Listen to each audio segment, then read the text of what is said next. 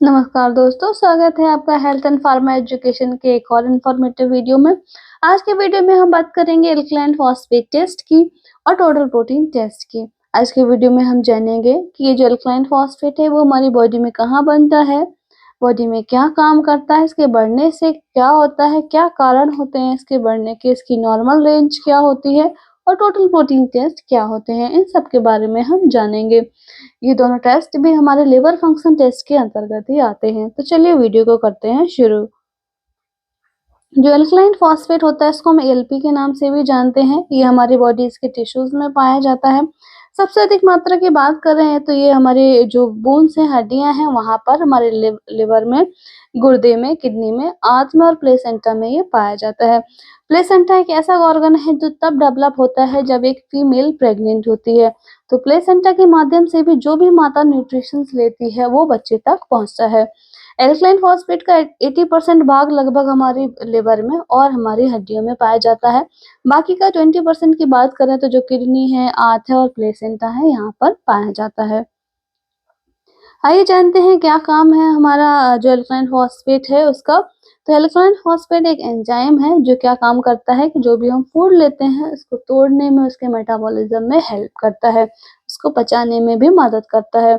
और ये जो एल्कलाइन फॉस्फेट है वो हड्डियों को मजबूत बनाता है, क्योंकि जो हमारे छोटे बच्चे होते हैं जो ग्रो कर रहे होते हैं उनमें एल्कलाइन फॉस्फेट का अमाउंट ज़्यादा पाया जाता है, क्योंकि ये हमारे जो हड्डियां हैं उनके फॉर्मेशंस में मदद करता है। तो पोषक तत्व और एंजाइम्स को लिवर तक ले जाने का काम करता है एल्कलाइन फॉस्फेट। एएलपी शरीर की हड्डियों के विकास के लिए इनको स्वस्थ बनाए रखने में मदद करता है। जैसा कि मैं बता चुकी हूँ कि ये ज़्यादातर हमारे जो ग्रोइंग बच्चे हैं उनकी हड्डियों में जो जल्दी-जल्दी फॉर्मेशन हो रहा होता है, क्योंकि वो ग्रो कर रहे होते हैं, तो उनमें एएलपी की मात्रा ज़्यादा पाई जाती है।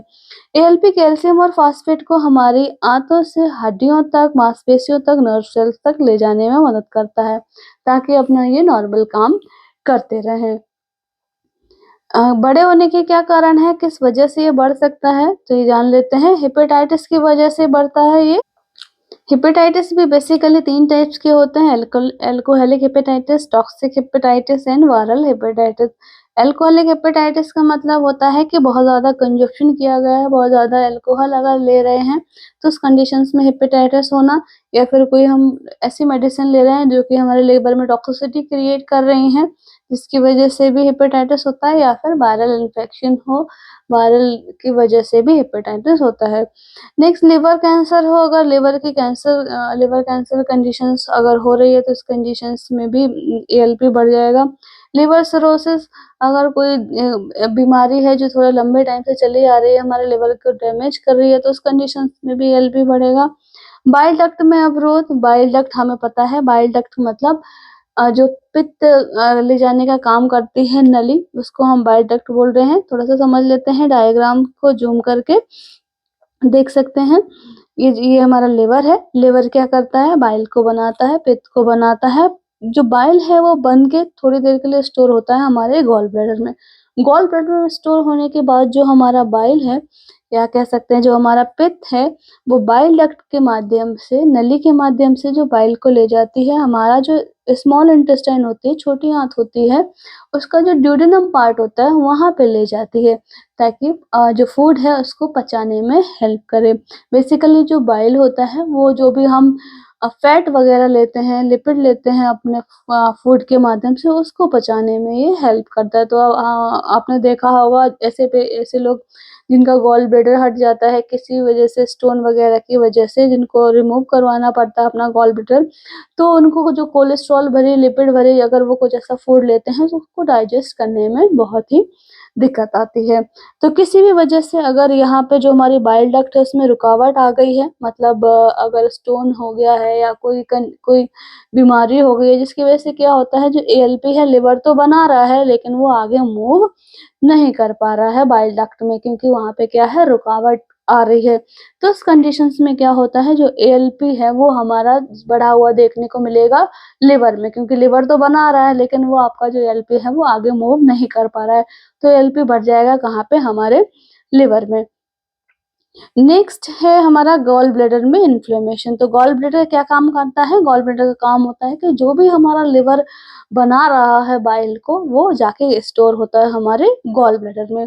तो अगर किसी भी वजह से गॉल ब्लैडर अगर नहीं है, रिमूव हो गया है स्टोन की वजह से, या फिर गॉल ब्लैडर में इन्फ्लेमेशन हो गया है, तो उस कंडीशंस में भी क्या होगा, जो एलपी है लिवर में तो बनेगा लेकिन आगे की तरफ मूव नहीं कर पाएगा, और आगे मूव नहीं कर पाएगा तो हमारे आंत तक नहीं पहुंच पाएगा। अगर नहीं पहुंचेगा तो फूड के डाइजेशन में काफी दिक्कत होगी।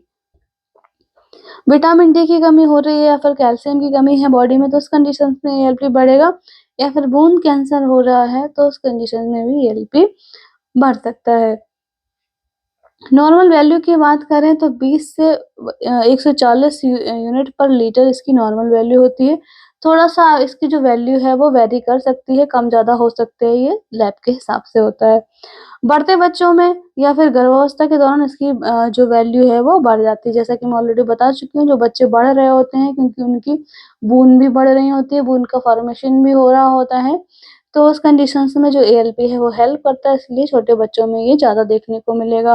और ऐसी फीमेल्स जो प्रेग्नेंट हैं, क्योंकि मैंने ऑलरेडी बताया हुआ है कि जो प्लेसेंटा है, तो प्लेसेंटा में भी एएलपी का अमाउंट ज़्यादा होता है। तो प्लेसेंटा क्या काम करता है? बच्चे को न्यूट्रिशन प्रोवाइड करता है। तो अगर प्लेसेंटा है तो इसका मतलब कि एएलपी हमें देखने को बढ़ा हुआ ज़्यादा मिलेगा। ऐसे पेशेंट जिनको एचआईवी है, या फिर ऐसी फीमेल्स जो बर्थ कंट्रोल की मेडिसिन ले रही हैं, उनमें भी जो इसका रेंज है वो थोड़ा कम-ज़्यादा हो सकता है। आइए जानते हैं टोटल प्रोटीन टेस्ट के बारे में, ये भी लिवर फंक्शन के अंतर्गत ही आता है। तो टोटल प्रोटीन टेस्ट में हम ऐसी प्रोटीन्स को चेक कर रहे हैं जो कहाँ पे प्रेज़ेंट है, हमारे ब्लड में प्रेज़ेंट है। ब्लड में जो प्लाज़्मा पार्ट होता है, उसमें बेसिकली 3 टाइप्स के प्रोटीन्स होती हैं, एल्बुमिन, ग्लोबुलिन एंड फिब्रिनोजेन, जिनका अलग-अलग काम है। तो टोटल प्रोटीन टेस्ट में हम एल्बुमिन और ग्लोबुलिन के बारे में पता करते हैं कि ये हमारे ब्लड में कितना अमाउंट इनका प्रेज़ेंट है, कहीं कम तो नहीं हो गया, इन सब के बारे में हम पता करते हैं। मैं इसके पहले वीडियो में जब हमने बिलिरुबिन पढ़ा था, तो उसमें मैंने आपको बताया था कि जो बिलिरुबिन है, जो इनडायरेक्ट बिलिरुबिन है, जो बॉडी से नहीं निकल पाता है, तो जो एल्बुमिन प्रोटीन होती है वो लिवर तक लेके आती है हमारे इनडायरेक्ट बिलिरुबिन को। तो वहाँ पे भी इसका काम है ट्रांसपोर्टेशन का, मतलब किसको ले जा रही है, इनडायरेक्ट प्रोटीन को, इनडायरेक्ट बिलिरुबिन को कहाँ पे, हमारे लिवर में। तो हम लिवर प्रोफाइल टेस्ट में सॉरी हमारा टोटल प्रोटीन टेस्ट में हम ये चेक करते हैं कि कितना अमाउंट हमारा ब्लड में एल्बुमिन और ग्लोबुलिन का प्रेज़ेंट है।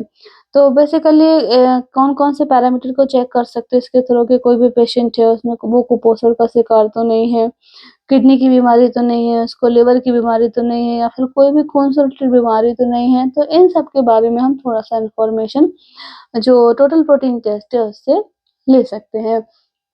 तो दोस्तों इसके नेक्स्ट वीडियो में हम डिस्कस करेंगे हमारा जो लिवर फंक्शन टेस्ट की जो ब्लड रिपोर्ट है उसको किस तरीके से पढ़ते हैं, इसके बारे में हम डिस्कस करेंगे। तो अगर जिसने भी प्रीवियस वीडियो नहीं देखे हों एसजीओटी, एसजीपीटी का और बिलिरुबिन टेस्ट का, तो एक बार उनको ज़रूर देख लें, ताकि हम अच्छे से लिवर फंक्शन टेस्ट की जो ब्लड रिपोर्ट है उसको पढ़ सकें। दोस्तों अगर आपको वीडियो अच्छा लगा हो तो वीडियो को लाइक करें, चैनल को सब्सक्राइब करें और दोस्तों के साथ शेयर ज़रूर करें।